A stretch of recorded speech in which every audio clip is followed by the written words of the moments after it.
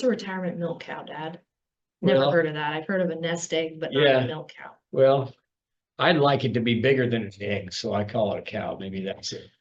But I think of it like, and this is just the analogy that I've used for years with people, is it's like your retirement money is like a great big milk cow that you're going to take milk from in your retirement.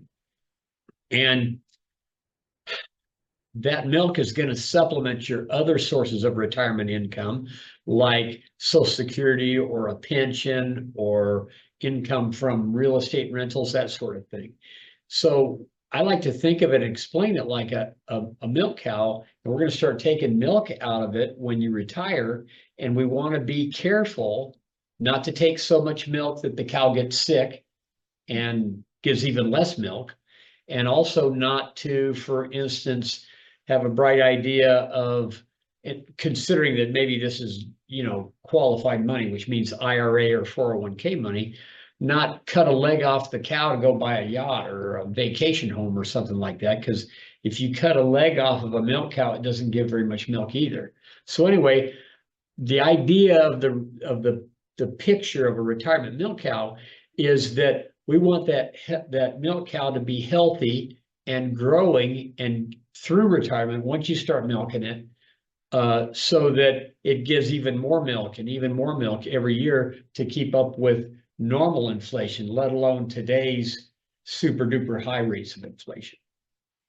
Okay, so Okay. in figuring out how much money that you need to have saved for your retirement, or how big of a retirement milk cow that you need to have, that's probably one of the top reasons people come see us for retirement income planning. They're wondering how much money they need to have saved and how to get there, or do I have enough money saved to retire at this time, things like that. So I'm going to give you some factors things that you need to have figured out in order to calculate how big your retirement milk cow needs to be, or how much money you need to have saved. Okay. So these are all the vital things that you need to figure out and know. So number one, you need to know your estimated income need in retirement. Now, a lot of people have no idea what that might be. They're just used to always having income coming in, and they think, am I going to need the same amount of income that I needed when I was working? Some people don't have a budget where they know exactly like what they need. And so a good ballpark way to estimate what your retirement income need will be is 60 to 80% of your pre-retirement income. And I like to use 75% for people that don't know maybe exactly what they need.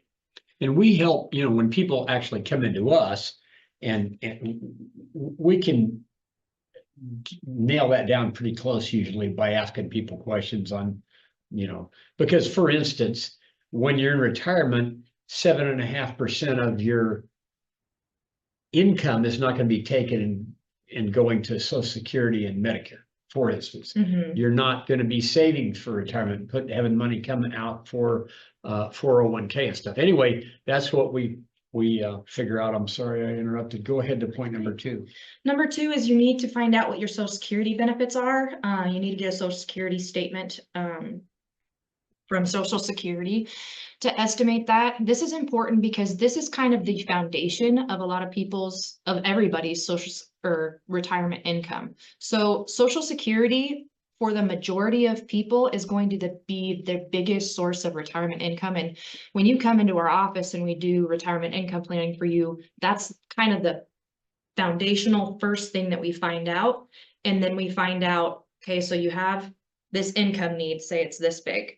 Your Social Security is going to make up this much of the income need. You have this gap that you need to make up for with your retirement savings, and we help you figure out how to make that gap, how to fund that gap and make that happen. Okay.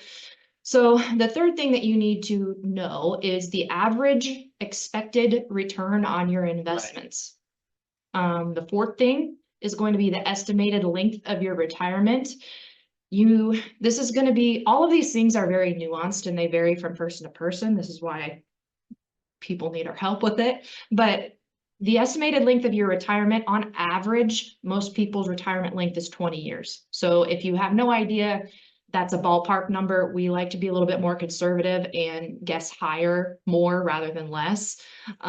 So, but 20 years is a good number to start with. So